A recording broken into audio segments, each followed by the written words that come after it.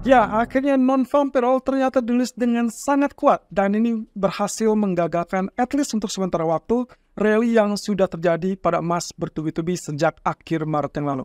Oke, berikutnya apa? Apakah kira-kira emas masih punya kesempatan untuk mulai kenaikan? Jangan salah, nanti malam kita akan melihat data inflasi Amerika yang juga tak kalah penting. Dan ingat garis bawahnya adalah inflasi dan pasar tenaga kerja. Itu yang menjadi kunci utama untuk kebijakan Fed selanjutnya. Meskipun demikian, kita coba teliti terlebih dulu apa yang bisa kita lakukan terutama untuk market emas untuk malam nanti. Ya, inilah tabel kecenderungan dari musiman atau seasonality, di mana tabel tersebut menunjukkan bahwa emas masih memiliki peluang untuk mulai kenaikan sepanjang bulan April. At least angkanya secara spesifik mencerminkan kenaikan lebih tinggi daripada kenaikan di bulan Maret. Jadi seharusnya kalau misalnya kita asumsikan non-farm payroll kemarin sedikit menggagalkan atau menghambat kenaikan tersebut, maka secara keseluruhan masih belum terjadi penurunan yang signifikan. Jadi kita masih bisa berharap termasuk salah satunya dari data inflasi nanti malam. Nah, otomatis kalau kita perhatikan juga dari tabel ini atau grafik ini, menurut seasonal juga menunjukkan bahwa bulan Maret adalah bulan yang terbaik, maka seharusnya penurunan tersebut sudah diantisipasi dan juga mulai berkurang. Dan itu berarti pertanda di bulan April mulai dalam jalur kenaikan. Walaupun demikian, ya, FP adalah salah satu pemicu sentimen sedikit berubah, tapi kita lihat dengan data inflasi nanti malam. Nah, untuk selanjutnya juga jangan lupakan dengan gold history untuk bulan April. Kalau kita lihat sepanjang 3 atau 4 tahun terakhir di tahun 2020-2023, kita melihat di sini ada potensi kenaikan yang diawali atau dipicu dengan kenaikan di akhir bulan Maret, berlanjut sampai ke bulan April, bahkan sampai minggu kedua ataupun minggu ketiga. Dan catatannya teman-teman, ini adalah minggu kedua di bulan April, di mana dengan fokus utama adalah data inflasi Amerika. Jadi kita akan lihat di sini, apakah ini akan terjadi kembali atau terulang kembali di tahun 2024, atau akan digagalkan karena setelah non-farm payroll kemarin, kemudian inflasinya melonjak untuk hari ini. Nah, otomatis yang kita butuhkan adalah keyakinan bahwa inflasi ini akan tetap dalam jalur yang normal alias dalam jalur penurunan persis dengan apa yang diharapkan oleh Federal Reserve. Nah, jangan dilupakan juga bahwa waktu di bulan Maret dia ditutup dengan potensi candle bullish dan sudah melewati area neckline dari pola yang kita curigai cup and handle sejak lama. Oke, perlu diingatkan teman-teman, potensi kenaikan ini berarti belum berakhir karena kemungkinan dalam jangka waktu katakanlah mungkin jangka menengah. Dan ini juga yang menjelaskan kenapa alasannya JP Morgan dan beberapa institusi lainnya memberikan prediksi ataupun proyeksi kenaikan yang sangat-sangat tinggi, termasuk salah satunya adalah JP Morgan 2.500 dan institusi lain juga ada yang menyebutkan angka 3.000, persis dengan angka yang saya dapatkan di grafik ini. Jadi kalau misalkan terkait dengan cup and handle, harusnya target kenaikannya masih berlanjut. Dan itu pula yang harus menjadi peringatan kita bahwa penurunan kemungkinan agak sulit untuk mengharapkan penurunan di bawah level 1.900 kembali. Boleh juga kalau misalkan kita pertimbangkan, maka dalam 2 atau 3 bulan ke depan, sepertinya kita layak untuk menantikan apakah Fed akan tetap berada di dalam jalur pemangkasan, at least di bulan Juni atau mungkin di bulan Julinya. Nah, lalu untuk economic data sendiri, ini adalah data ekonomi nanti malam, di mana data core CPI yang akan menjadi tingkatan utama, yang akan menjadi reaksi ataupun paling responsif oleh market.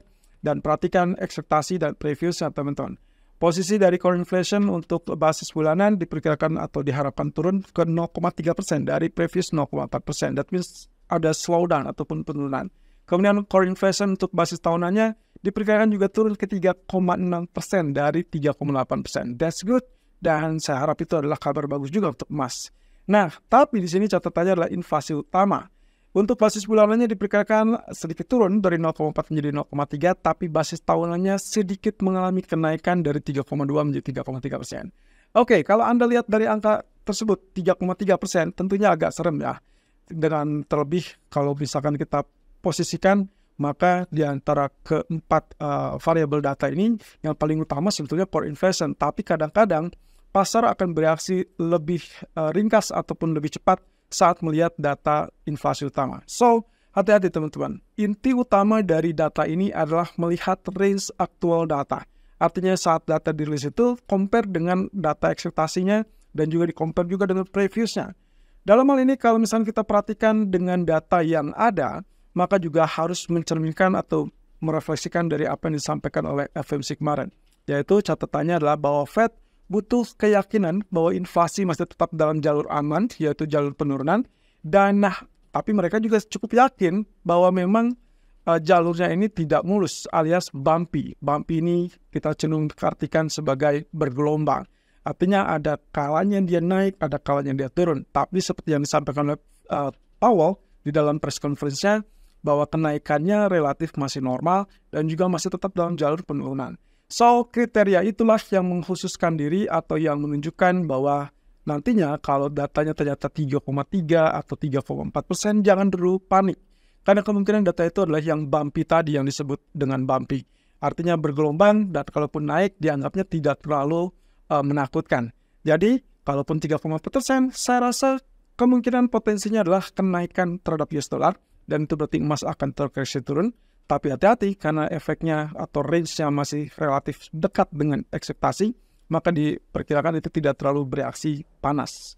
Artinya lagi, berkaca dengan status yang sempat terjadi di bulan lalu, maka reaksi yang akan terjadi berikutnya setelah penurunan tersebut, tiba-tiba emas bisa kembali naik karena tidak mengubur ekspektasi pemangkasan suku bunga.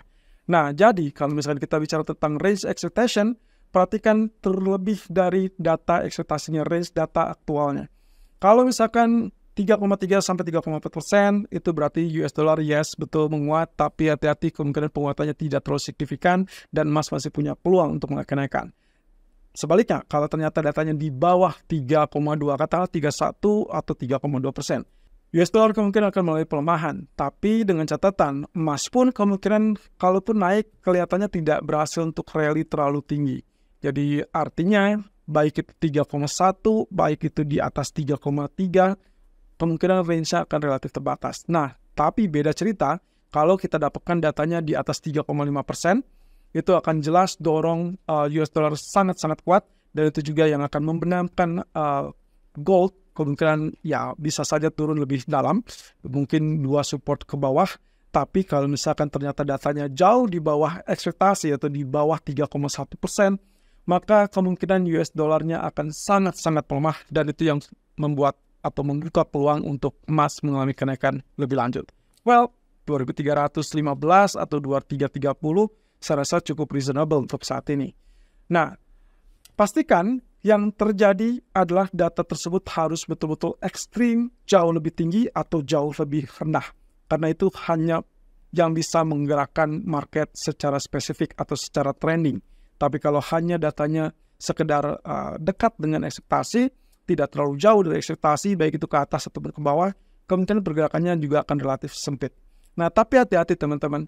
Kalau misalnya kita bicara tentang ekspektasi emas supaya lebih turun tajam, lalu kemudian kita berharap bahwa aktualnya jauh lebih tinggi daripada ekspektasi, katakanlah 3,5 sampai 3,6%, itu juga akan berdampak kepada USD Japanese Yen yang bergerak jauh lebih tinggi. Dan itu berarti waktunya dia akan tembus di atas 152.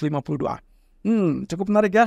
Tapi ini juga catatannya, kalau bisa dapat di bawah 3,1%, that means good untuk US dollar, yang mana kemungkinan akan menekan USD Japanese Yen, berarti dolarnya akan relatif terkoreksi turun, US Treasury-nya juga akan turun, dan itu akan positif, sangat-sangat positif untuk emas. Jadi, harap berhati-hati dan coba teliti lebih lanjut tentang data aktual. Range-nya ada di berapa, apakah jauh lebih tinggi atau hanya mendekati ekspektasi.